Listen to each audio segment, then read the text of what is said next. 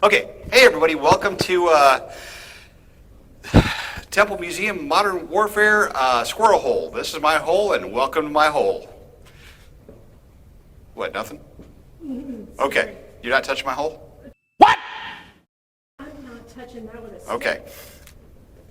All right, welcome back to Squirrel Hole. My name is Dave. We're going to talk about what's going on in Ukraine.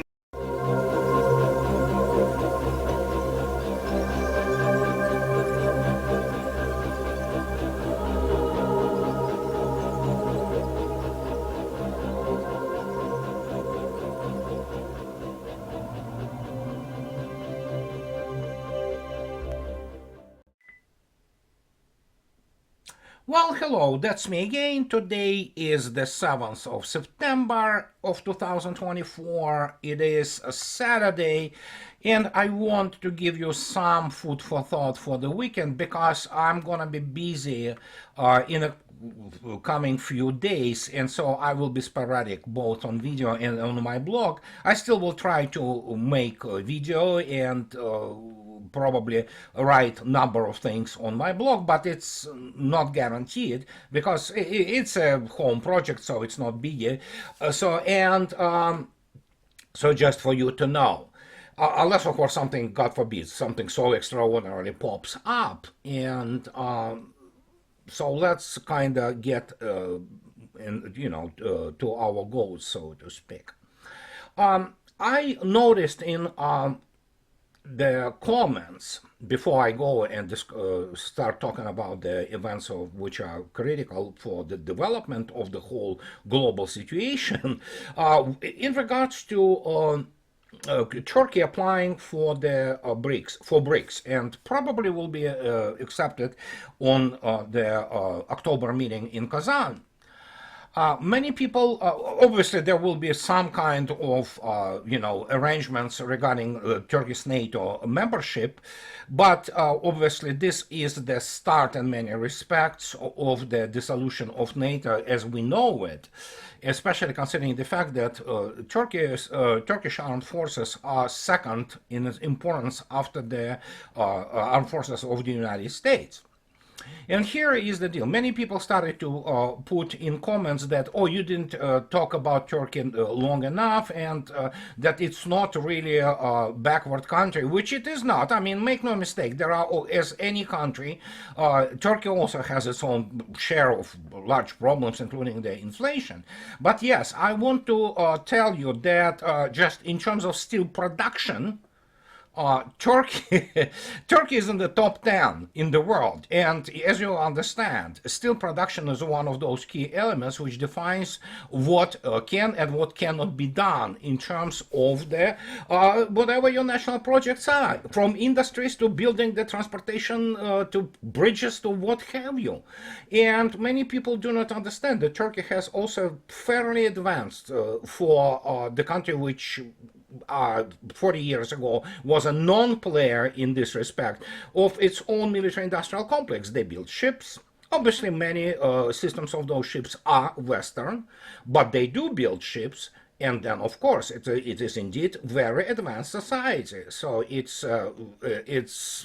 how to put it, just to give you example again, if you look attentively at the steel production of Great Britain or United Kingdom and Turkey outproduces United Kingdom 6 times over. And this is considering the fact that Turkey's population is about only 20 million people more than that of the United Kingdom. And that tells you everything you need to know, because this is the foundation of normal analysis.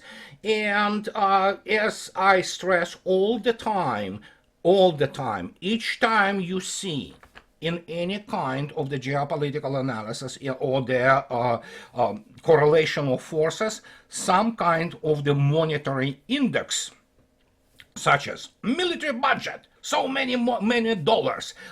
Immediately discarded, it's for the amateurs. And well, then it tells you pretty much that Rand is filled with amateurs, considering the fact that they are the guys who are producing those so-called models, and they never pan out. I mean, they just suck because it's classic garbage in, garbage out. And that pretty much explains, to partially obviously, just teeny-weeny little bit of this collapse and catastrophe which is happening.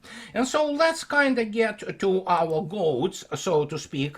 And we have now this loser, Mr. X. I mean, David X is from Forbes. He is a shyster. He got injured, shaken by explosion of the improvised explosive device in Afghanistan. So that means, I guess, that makes him a military specialist. However, so he writes yesterday, "Oh my God, Ukrainian reinforcements are counterattacking outside Pakros. The Russian assault on the city is losing momentum for now." So you look at this and say, okay, so does Mr. X know what attack is? Because attack is nothing more than merely a maneuver. That means maneuver of what? Just rolling towards the enemy. And if he thinks that attacking in and of itself is indication of anything, I have news for this guy. And I have news for those propaganda outlets of nincompoops, including those military so-called professionals from the American and Western side, that attacking in and of itself means absolutely nothing if you do not achieve your tactical objectives. Because attack is primarily about tactical objectives, although, you know, it is being used sometimes describing a larger things such as offensives, which, well, in a sense, it's different.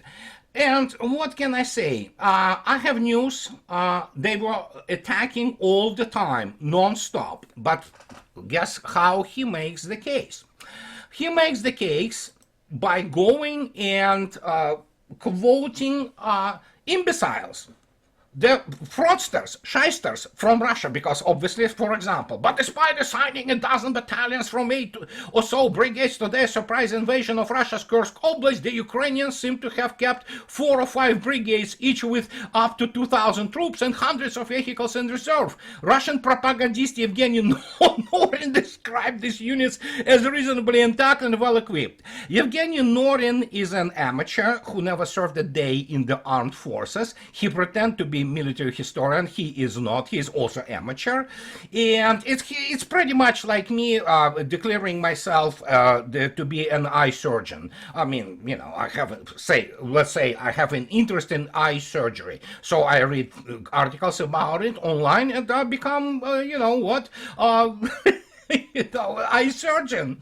Not really. So, well, Evgeny Norin obviously had the Tribune provided by RT, no less, and RT provided over the years Tribune to all kinds of the shysters and people who have no real serious military background, but that's the problem with RT for many years. And, for example, appearance of military professionals such as Scott Ritter, or I was part of some of the programming on RT, it merely changes nothing, because these are the liberal types, you know, so who actually try to ride this wave of things in Russia and collect donations. Pretty much that's what it is. But if that hasn't been enough, Mr.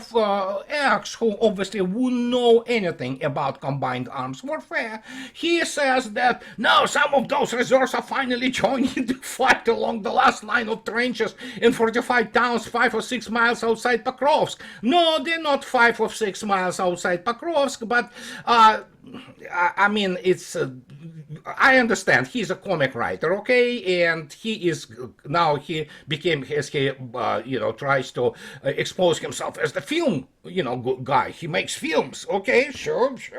So he said that Ukrainian forces have begun counterattacking. One Russian blogger reported, and that's helping stabilize the front line, at least for now. Well, let me tell you who this Russian blogger is. He's some boy from Estonia. who obviously have issues because he's a liberal, uber-liberal globalist. And yeah, the kid will know the difference between tactical and operational, and he probably served at some point of time at McDonald's, but that's about it. So this is the level of the reporting, this is the level of the spin, and this is the level of the really, really subdued mood in all of this. Why, you may say? Well, let's start. Let's take a look at Pakrovsk, which, as some who knows what, self-proclaimed experts report. Here is the report from our good friend Marat Khairulin, who is on the front lines and he communicates on the brigade level. This is today. As you can see yourself, you see 079-2024. Here's your scale there. So no, it's not 5-6 miles. Russians are pretty much in the outskirts of Pakrovsk, and as you can see yourself, as any normal people and any normal military leader, even with the minimal operational level preparation, which none of them, by the way, people who write all this crap and go online talking about have. So here it is. As you can see yourself, there are already significant advances even throughout today towards Pakrovsk, but Russians also, as I already pointed out in the last couple of videos, they begin to do the flank maneuvers because you do not want your appendix, so to speak, this bulge which is protruding now towards the outskirts of Pakrovsk, to be assaulted on the flanks. And look at this. That is why there is a lot of flank movement, including basically finishing off what is called Nevel's Cauldron, and of course going into Selidova, mopping it up, breaking up those strongholds, as you can see yourself with the dotted line.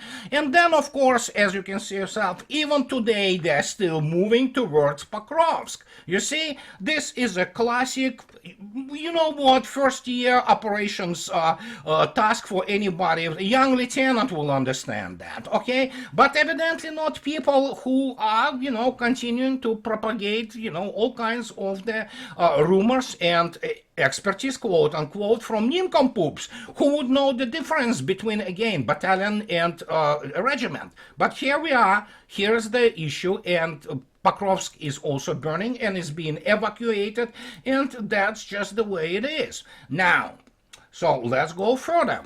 So let's take a look at the losses today. So as you can see yourself, continuously, steadily for, I don't know now, for months, it is about 2,000 KIAs and wounded. In reality, as I already stated, we'll talk about it more. It's not just KIAs and wounded, it's actually this number is, you can easily multiply it by 2 and you will get yourself the scale of the destruction. And as you can see yourself today, already 6 tanks and APCs, 31 armored vehicles, 68 artillery and mortars all along the front line. Many people do not forget that actually Russians are attacking not only in Donbass, they started moving to in Kupiansk area. So there is a lot of things going on. And so that's the issue of Kursk so-called incursion. So it turned into catastrophe, of which actually everybody who has any, half brain, were warning, but you know what? So they continue to pour their reserves, not so much in Kursk Oblast as in Sumy, trying to pre-stage the staging areas. And as I already stated, for last week, Sumy region, especially around Sumy, the city of Sumy, is burning. It's a fire hell there. And just day before yesterday, I believe there was a wiping out like something like 200 people, personnel of armed forces of Ukraine there. Apart from this, now confirmed 500 in Poltava. There was another 100 something at Kryvyi Rih, and Russians giving you estimates, obviously having some kind of the human sources on the ground there. And when you look at this, it's just absolute slaughter of whatever is remaining of Ukrainian armed forces. And those now NATO guys, I mean, they report there. French, Polish, Romanian, I mean, American, Swedish, I mean, all kinds of people are, who are, as we all know, volunteers. I mean, they are being absolutely wiped out. And this is now as you go to my blog and read what Russians are saying now it's going to be regular because Russians do know most of the time who those people are from NATO countries, where they are, and how they move. So before that, it was kind of messaging. Now, as they openly state, now it will become regular. They will be hunted out and deliberately eliminated. So this is what you get in response to all this, mayhem, which was evidently conceived by people of, I don't know, I mean, London, Rammstein, Pentagon. So there you go.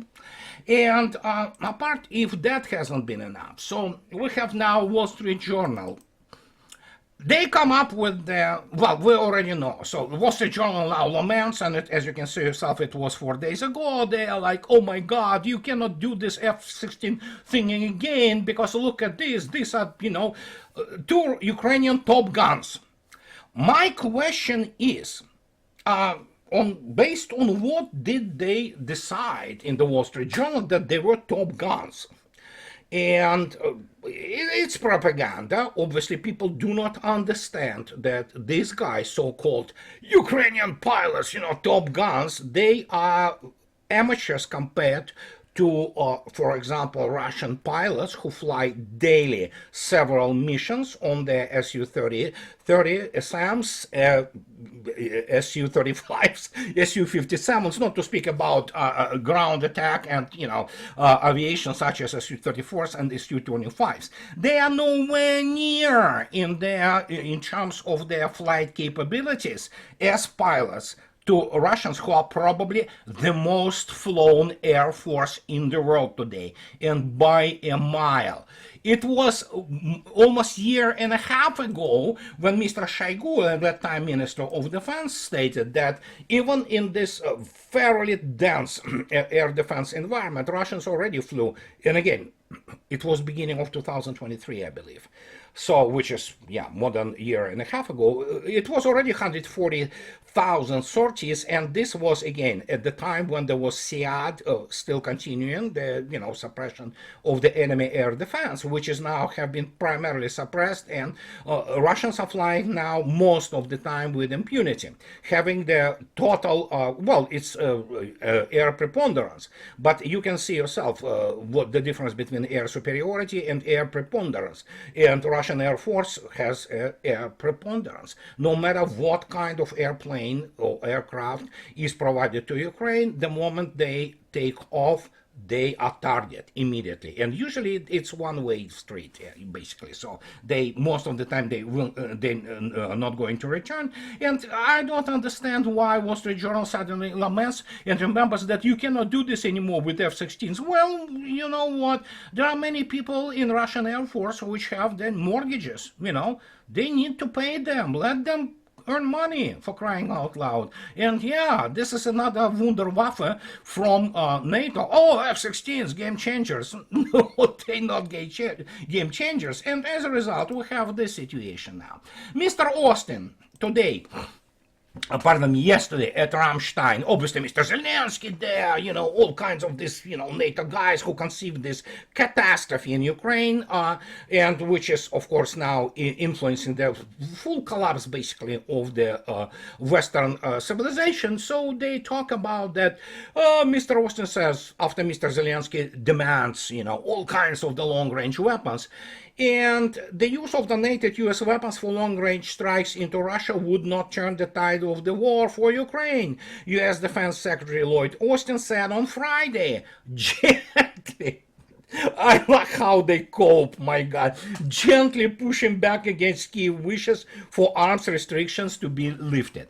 Again, as I already stated, even Austin understands that, yeah, you lift so-called restrictions, which are propaganda. They never were restrictions. They attack Russian cities and what have you as much as they can.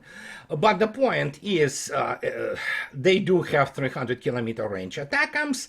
They prove to be ineffective because of Russian air defense. They get there, obviously hit the apartment block here and there. They may hit the territory of some kind of the power station. But primarily, the talk here about JASMs with the 900-kilometer range. And those who want to hear my elaborations on JASMs, you can go back to my previous video and where I explain that no matter what, it changes absolutely nothing.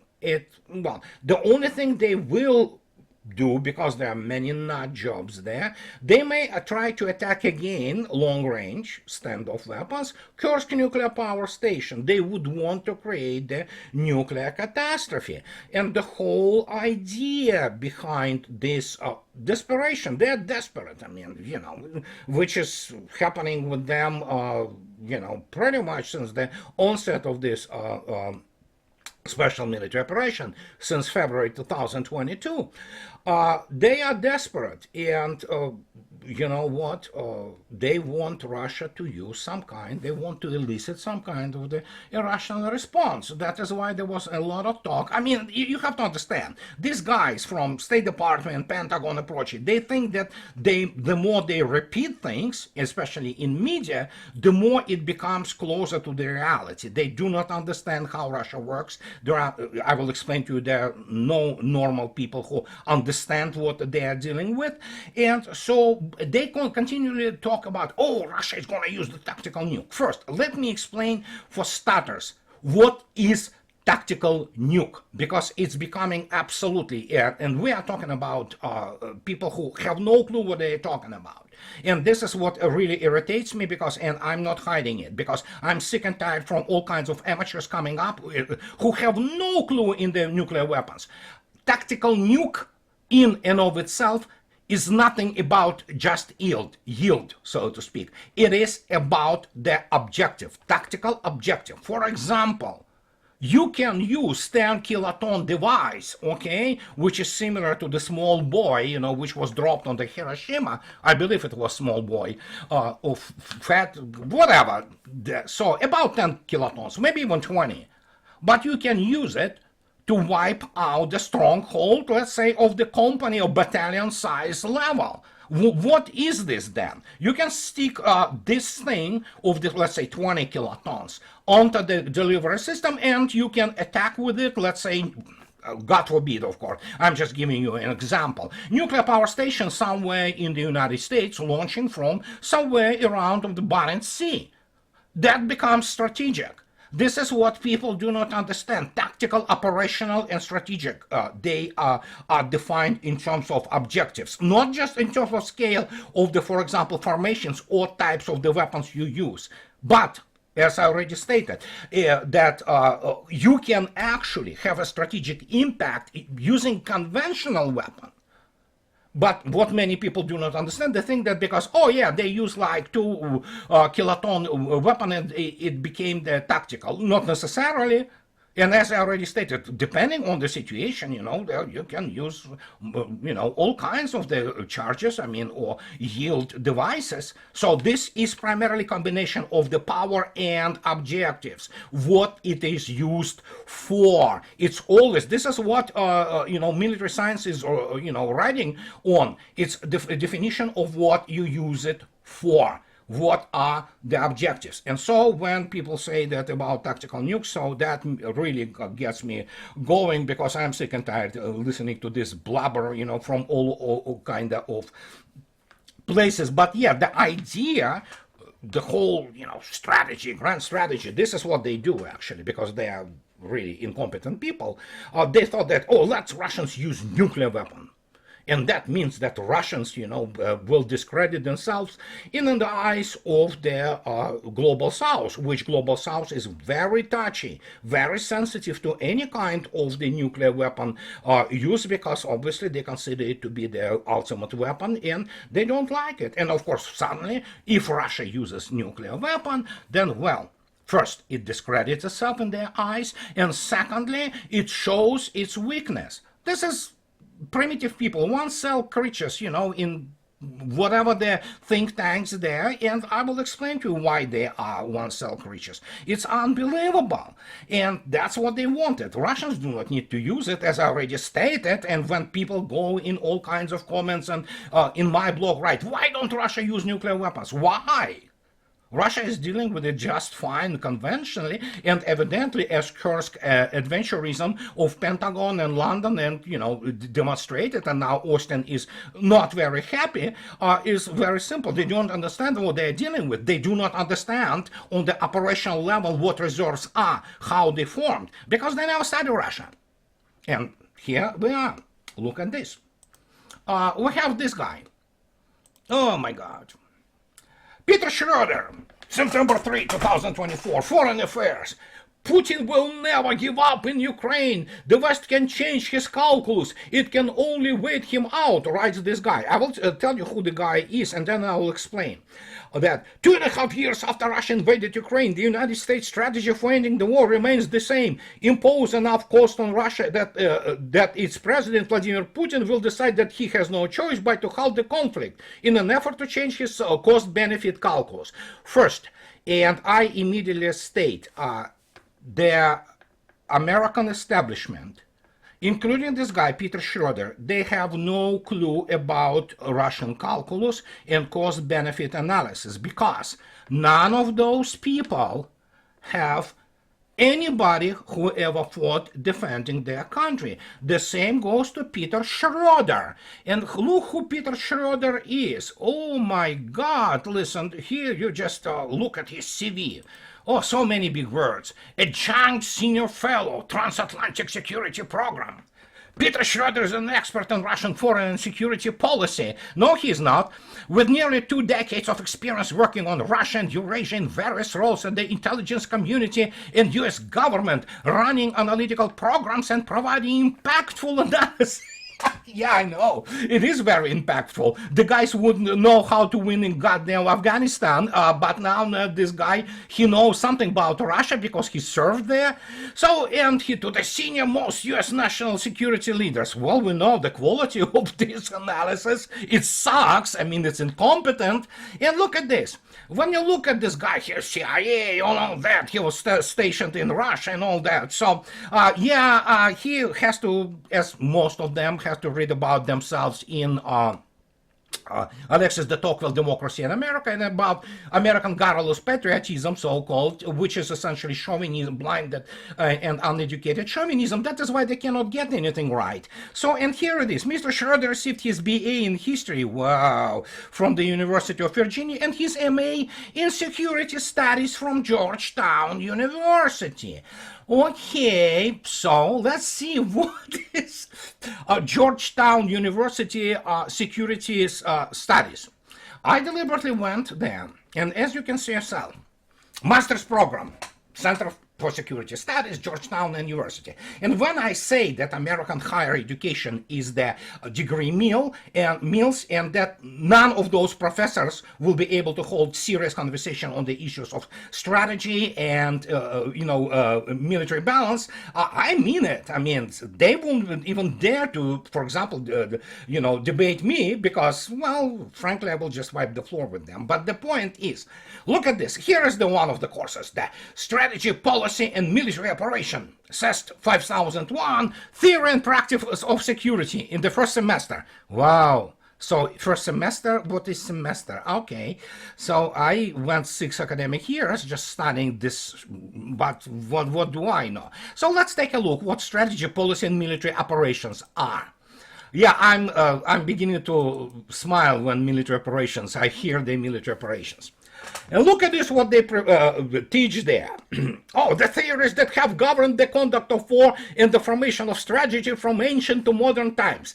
Yeah, so, and what are the strategic theories, I may ask them? What are they going to be telling them in their course? Well, I can tell you, they will be quoting Sun Tzu, they will be quoting ad nauseam to the, vomit-inducing, levels of Clausewitz, while not understanding that operations change so dramatically. They actually drive their strategy, but you cannot explain it to them. They do not understand this because obviously they teach their confabulated American history. They do not even understand how the warfare works. As actually Oliver Stone, as I already stated, the famed American director and of course the veteran of the Vietnam War himself, he enlisted.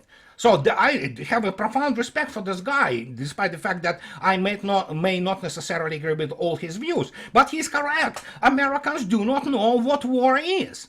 And so here we have these guys, they will be telling them about, well, maybe Mahan, maybe Due, and all that. So, and then they go, the components of good strategy making, including the different tools of national power and how nations combine them to advance their interest. I can tell you immediately they have no clue about Russia. None. Zero. They know probably some operations by KGB, SVR, all kinds of things. But again, you cannot explain to them that it was Soviet Union who defeated Hitler and gave United States practically paying in blood its post-war prosperity and development. But yeah, you cannot explain it to them.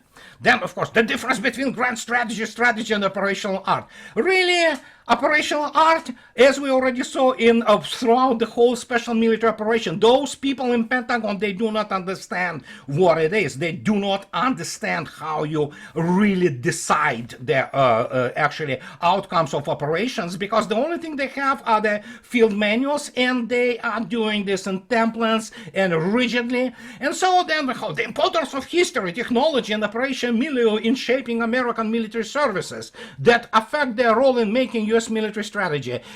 No, there is no U.S. military strategy. What passes in the United States for military strategy is the concoction of the pathos-ridden statements, which completely discount the reality out there. Because obviously America, as I already stated, you can quote me, I would love to discuss it with any kind of the strategist, that United States has no strategic forecast and strategic intelligence as such.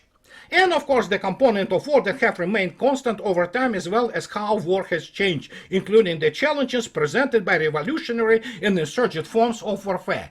In other words, what they teach there and what they give degree there in is basically baloney. They talk about something which you cannot study within the master's course, so to speak, especially starting from the bachelor's of arts in, in history. Nothing wrong with having a degree in history, but I'm saying that, and you tell me that this guy understands what he's dealing with. He won't understand the freaking how the radar works, as already I said, how the uncertainties are resolved in the, for example, operational planning.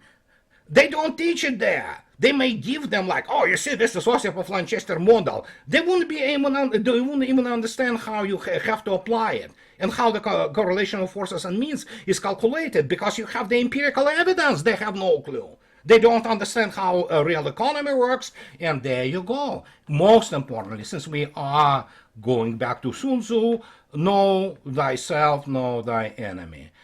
That principle doesn't work in the United States, period. It hasn't been working since the post-World War II. And when you look at this strategist continuing to write in this tabloid Foreign Affairs, my gosh, these people are ridiculous. We finally reach, as I already stated, the point of those people of whom Schumpeter writes about, that basically they operate on based on some academic values which are absolutely irrelevant to the modern, well, to any kind of life, which is of course reality based. And here we are. And so that is what I wanted to tell you today, except this funny thing. I will close it up with this. EU nations to give Ukraine more tanks. Okay, they will give them 77 Cold War era Leopard 1A5 models. And so, what is Leopard 1A5 models? Okay, this is from 1960s. As you can see yourself, that's one. It's Brazilian, by the way. So it has the whole 105 millimeter rifled gun. And yeah, so the survival rate of those things on the modern battlefield is about, yeah, so it's laughable generally.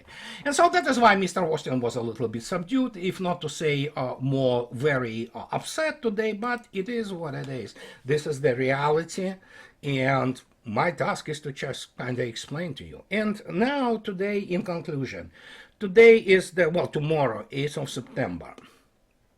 And I understand they don't study Tolstoy. They don't read Tolstoy in degree meals in United States or elsewhere in the West. But it is the anniversary, 1812, the Borodino battle. People sometimes do not understand what scale it was.